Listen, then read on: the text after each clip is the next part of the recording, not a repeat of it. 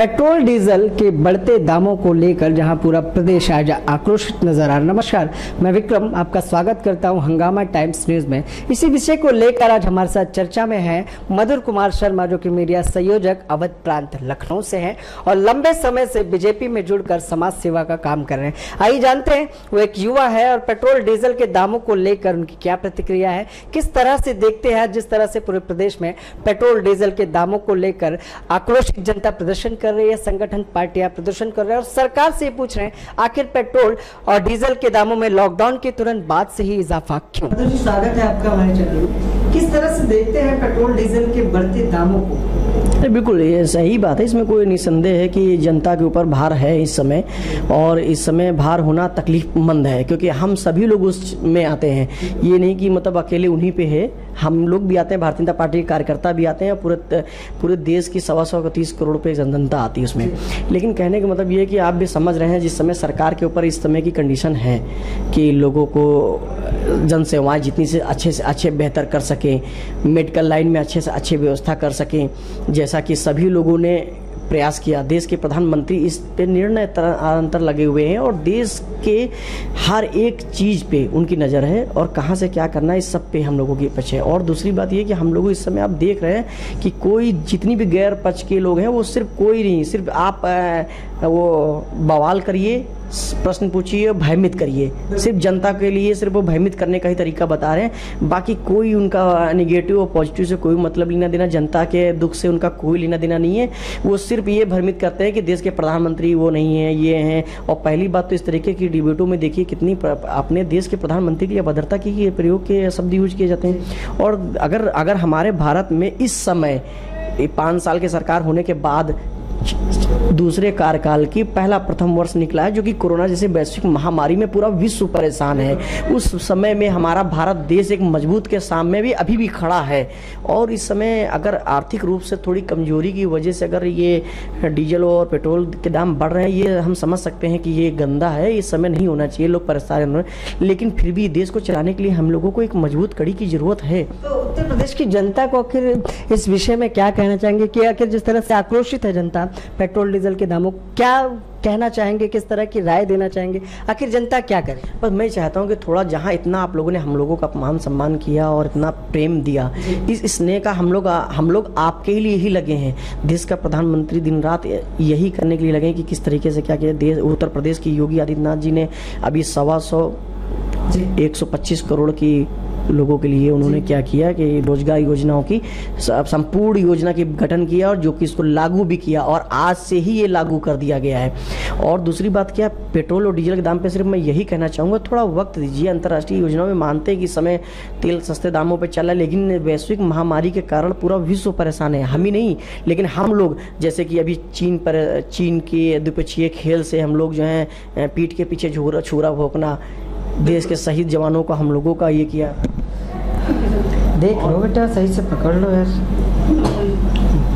तो हम लोगों के लिए ये सब चीज़ें परेशानियां हैं। और हम जैसे इतने बड़े बड़े निर्णय हम लोगों ने ले लिए, देश के प्रधानमंत्री इतने बड़े बड़े निर्णय ले लिए, कोई उसमें कोई निसंदेह है कि वो जनता के लिए सेवा नहीं, बहुत अति प्रिय हैं। जिस तरह से पूरे लॉकडाउन भर भारतीय जनता पार्टी के कार्यकर्ताओं ने सड़कों पर प्रवासी मजदूरों को भी खाना राशन पहुंचाने का काम किया, आप लोगों ने भी पूरे लॉकडाउन भर लोगों की मदद की, राशन सामग्री पहुंचाई। आखिर किस तरह का सहयोग पार्टी लेवल से आप लोगों को मिला? बिल्कुल पार्टी लेवल से लोग हम लोगों को जो ऊपर से गाइडलाइंस था, सबसे अच्छी बात ये किसी भी विपक्षी पार्टी में ये गाइडलाइंस नहीं दी गई थी और हम लोगों को बाकायदा भारतीय जनता पार्टी के हर कार्यकर्ता को ये गाइडलाइंस था कि अपने आसपास पड़ोस में किसी को भी भूखा नहीं रहने देना है और कितनी भी जहाँ की सहायता आपकी ले सकते हैं, एनजीओ की हो, बहुत लोगों ने, भारत के एनजीओ ने बहुत अच्छे काम किए जो सहायता दी, पीएम केयर्स फंड में भी लोगों ने सहायता दिया, जनता ने सहयोग दिया और सभी लोगों ने अपने स्तर से भी, मतलब पार्टी के पदाधिकारियों ने, पार्टी के कार्यकर्ताओं ने जो सक्षम थे उन लोगों ने क्या किया, राशन वितरण करना हुआ, खाना वितरण करना हुआ, पका पकाया भोजन का भी व्यवस्था की गई। जितने भी प्रवासी मजदूर आ गए थे उनमें बीच में सरकार के द्वारा भी खाने के लिए सारे डीएम लोगों को आदेश दिया गया था कि जिलाधिकारी जितने भी लेवल में अपने स्तर से किसी को भी भूखा नहीं होने देंगे और सबकी व्यवस्था तक की। और हम लोग उसमें खड़े उतरे, किसी भी पार्टी ने उस समय हम लोगों को ये देख के नहीं दिया कि मतलब नहीं ये भारतीय जनता पार्टी के, क्या हम लोग भारतीय जनता पार्टी का ही खाली का फर्ज था कि लोगों की सेवा करना। खाली वो लोग राजनीतिक दल के पार्टी खाली सत्ता पक्ष के लिए ही लड़ना जानते हैं।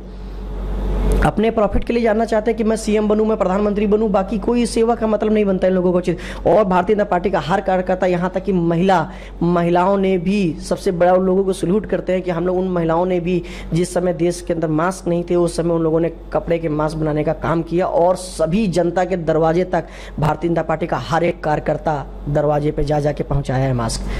तो जैसा कि आपने जाना कि मधुर कुमार शर्मा जी ने बताया कि बीजेपी की महिला कार्यकर्ताओं ने लॉकडाउन में जिस तरह से मास्क घरों में बनाकर ही आम जनमानस को पहुंचाया और वहीं बीजेपी कार्यकर्ताओं ने आम जनमानस और प्रवासी मजदूरों को सड़कों पर और घरों तक राशन पहुंचाने का काम किया। मधुर जी, जिस तरह से देखा जाए तो एक युवा है आप, किस तरह से देखते हैं आखिर सबसे बड़ा मुद्दा युवाओं के लिए बेरोजगारी है और किस तरह से सवाल उठाएंगे अपनी सरकार में, प्रदेश के मुख्यमंत्री से क्या कहना चाहेंगे बेरोजगारी पर? सबसे बड़ी बात यह है कि युवा आज की डेट में महंगाई से नहीं परेशान है, ये तो लोगों की जनता से परेशानी है।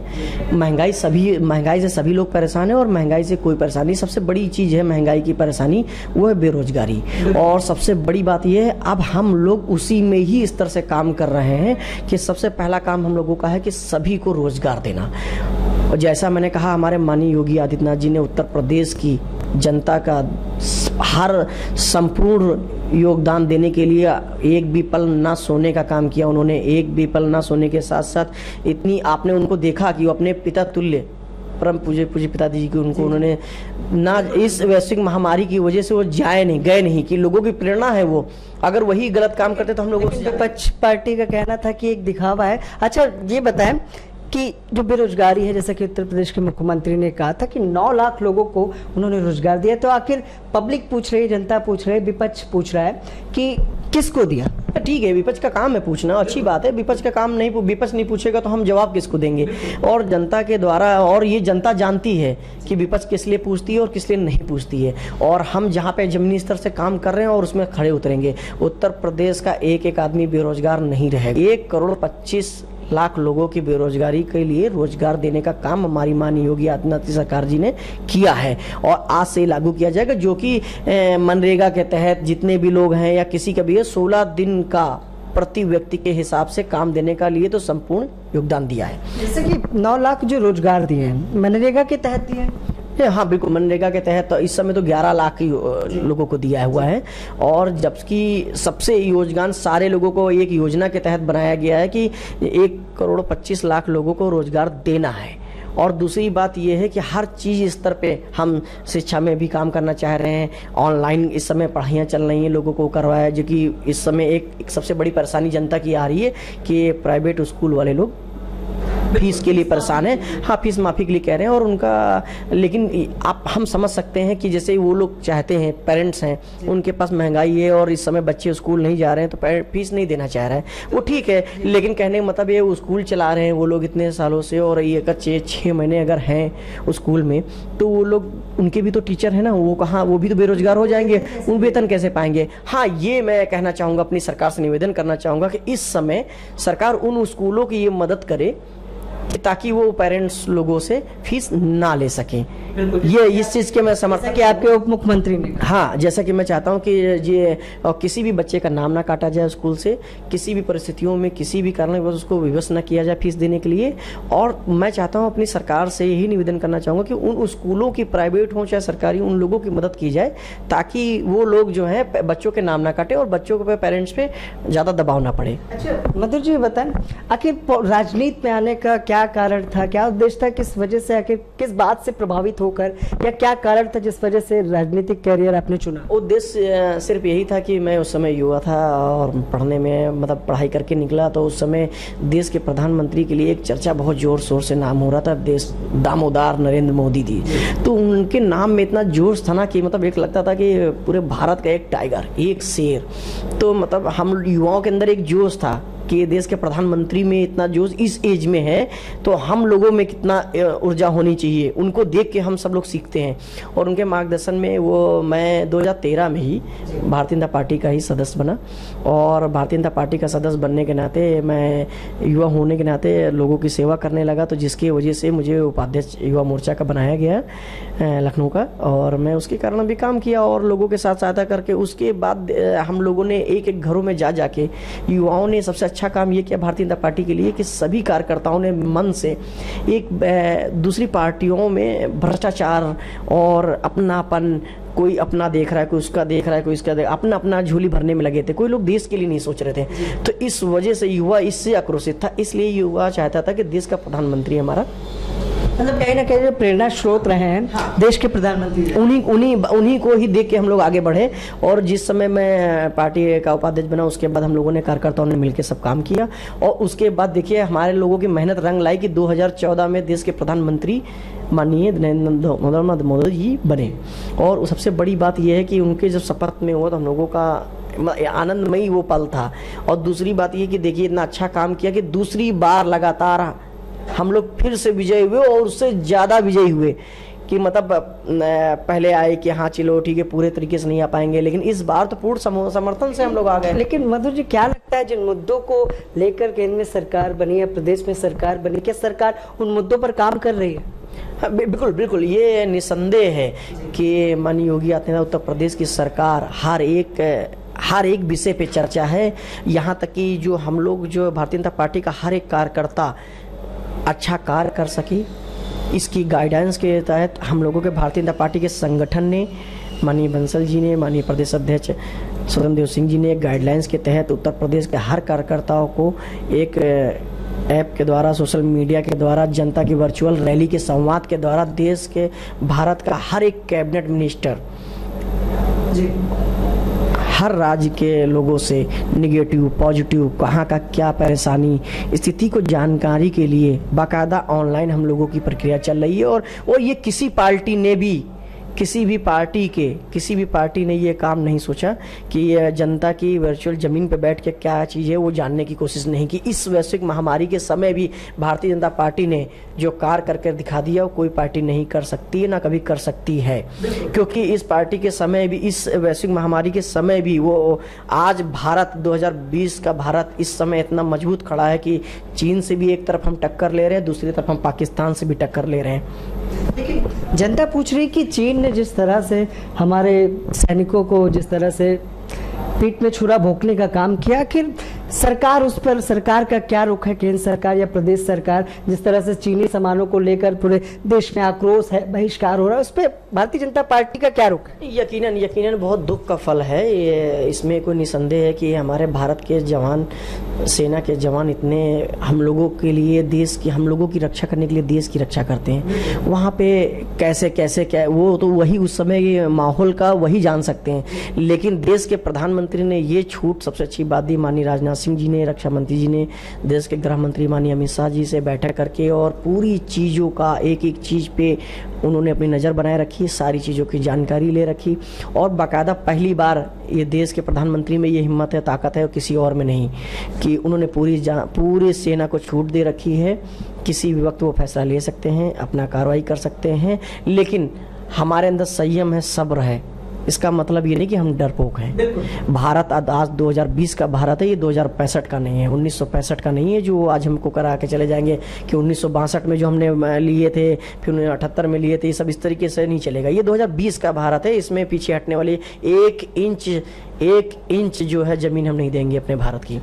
और ये हमारे भारत के 56 इंच के सीने के जो लोग मतलब बहुत तरीके से, इतने तो गंदे शब्द हम लोग यूज भी नहीं कर सकते अपने देश के प्रधानमंत्री के लिए, मतलब यूज करते हैं कि डरपोक हैं, इस तरीके से लोग हैं। 56 इंच का सीना उन्होंने करके दिखाया है कि आज भी हमने एक ज़मीन 1 इंच नहीं दी किसी को। तो जैसा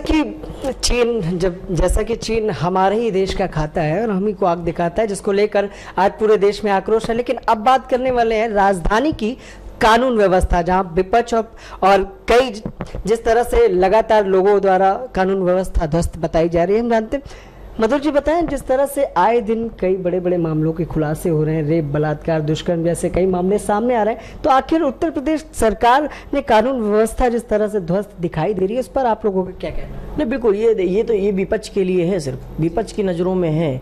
कानून व्यवस्था पे इस समय इतना हम लोग काम कर रहे हैं, जितना पिछली सरकारों ने अगर किया होता तो शायद ये आज होता ना, क्योंकि विपक्ष की सरकारों ने ही कुछ गलत नीतियाँ इतनी बना रखी थी जो मतलब उन्हीं की कारणों की वजह से ही आज उत्तर प्रदेश का सरकार जो है उन लोगों की करतूतों की वजह से झेलना पड़ रहा है और उसी पे ही ये काम चल रहा है। और उत्तर प्रदेश की सरकार ने ये निर्णय लिया है कि एक भी कानून भ्रष्ट में किसी में चीज में किसी को बख्शा नहीं जाएगा। लेकिन आज जब एक आम आदमी थाने पहुंचता है तो उसकी FIR नहीं लिखी जाती है, वो 10 बार चक्कर लगाता है। आखिर क्या कानून व्यवस्था है जिस तरह से छोटी छोटी बच्चों का बलात्कार दुष्कर्म हो रहा है, कहीं आपके ही जनप्रतिनिधियों द्वारा हो रहा है? नहीं, बिल्कुल ऐसा कुछ नहीं है और ये जन प्रतिनिधियों द्वारा कुछ नहीं हो रहा है। और जितने भी लोगों का संज्ञान में आ रहा है और वो पार्टी उनको निष्कासित कर रही है और पार्टी का इससे किसी से लेना देना भी नहीं है और ये तो आपकी व्यक्तिगत चीज है। कानून व्यवस्था के लिए आखिर लखनऊ की जनता या प्रदेश की जनता से क्या कहना चाहेंगे? बिल्कुल कानून व्यवस्था के लिए मैं कहना चाहता हूँ कि इस योगी जी की सरकार में सबसे बड़ी बात या तो चोर कहावत आप ही लोगों के द्वारा कही गई है, या तो जेल के अंदर है या फिर वो बाहर है। तो ये सिंपल बात है, इसमें कोई निसंदेह है कि ये भूल जाए कि मतलब योगी जी किसी को बख्शने वाले हैं। कोई भी, चाहे वो बलात्कारी हो, चाहे वो भ्रष्टाचारी हो, चाहे वो गुंडा हो, कोई भी हो, किसी को भी बख्शेगी नहीं सरकार और संपूर्ण अच्छी तरीके से काम होगा। और बाकायदा आप लोगों के द्वारा ही मीडिया पे दिखाया जाता है जिसका हम लोग तुरंत एक्शन लेती है सरकार हमारी। वो पहले के जमाने में होता था कि एक्शन लेगी और वहीं के ही लोग कहते थे कि नहीं ये काम मत करना, वो छूट जाता था। लेकिन आज के टाइम में गुंडा राज पूरी तरह से खत्म करने का काम योगी जी ने किया है और ये कर रही है लगातार। अब आखिरी सवाल है मधुर जी, आखिर युवाओं के लिए क्या संदेश देना चाहेंगे? अपनी बीजेपी गवर्नमेंट और प्रदेश के मुख्यमंत्री से क्या कहना चाहेंगे कि युवाओं को किस तरह से देखें, बेरोजगारी किस तरह से दूर करें, या जिस तरह से अपराध युवाओं द्वारा ज़्यादा हद तक बढ़ गया है, क्योंकि कहीं ना कहीं जो घटनाएं हो रही है उसमें लिप्त युवा ही दिख रहे हैं? नहीं, ऐसा निसंदेह है। युवाओं को भटकाने की कोशिश जो द्विपक्षीय पार्टी लोग करते हैं वो अब चलने वाला नहीं है। अब सबका भंडा फोड़ हो चुका है, सभी को पता है कि वो कितने लालची हैं और कैसे क्या करते हैं, ठीक है। लेकिन इस समय बिल्कुल युवा को मैं यही सलाह दूंगा कि धैर्य रखें, संयम रखें और आपका उज्जवल भविष्य है और हर चीज़ों से आप निकल के निपुणता बनते हैं और युवा ही देश की ताकत है, जान है, जो कि भारत के अंदर एक ये सच्चा है कि सबसे ज़्यादा इस समय विश्व में सबसे ज़्यादा युवाओं का जो परचम है वो भारत में है। ये बहुत महत्वपूर्ण चीज़ है और युवा ही बदलेगा देश को, ये भी महत्वपूर्ण है। तो ये थे हमारे साथ खास चर्चा में मधुर कुमार शर्मा, मीडिया संयोजक, जिन्होंने बताया कि किस तरह से उत्तर प्रदेश और राजधानी में उन्होंने पॉलिटिकल करियर की शुरुआत की और जिस तरह से हमने बात की पेट्रोल डीजल के बढ़ते दामों पर और कानून व्यवस्था पर, उन्होंने अपने स्तर से उसका जवाब भी दिया और कहीं ना कहीं युवाओं के लिए एक संदेश भी जारी किया। फिर मिलेंगे किसी खास बात के साथ, किसी खास शख्सियत के साथ। नमस्कार।